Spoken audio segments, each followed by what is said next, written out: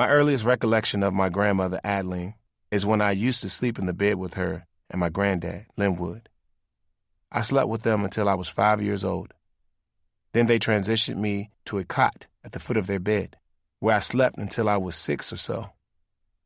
After that, they sent me to sleep in my aunt's room until I was 8 years old. Finally, when I turned 9, I told my grandmother I wanted to sleep in my own room. That's when they gave me one, and I stayed there until I moved out of the house years later as a teenager.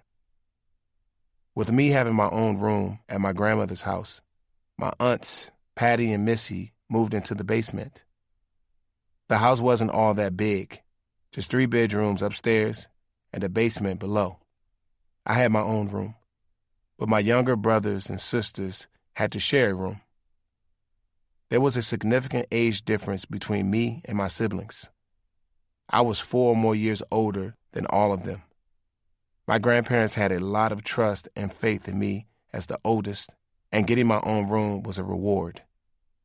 My grandmother's house was on the 900 block of Emerson Street, Northwest. We also had a little room off the living area on the main floor. My grandparents put bunk beds in there for Vontae and Michael to sleep on. Then they made room for my younger sisters, Veronica, Ebony, little Jackie, and Christina.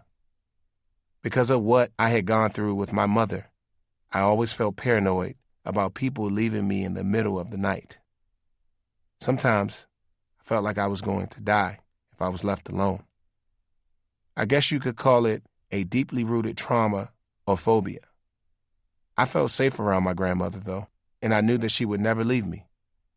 For me, it was all about the fear of my mom and dad not being there to comfort me when I needed it the most.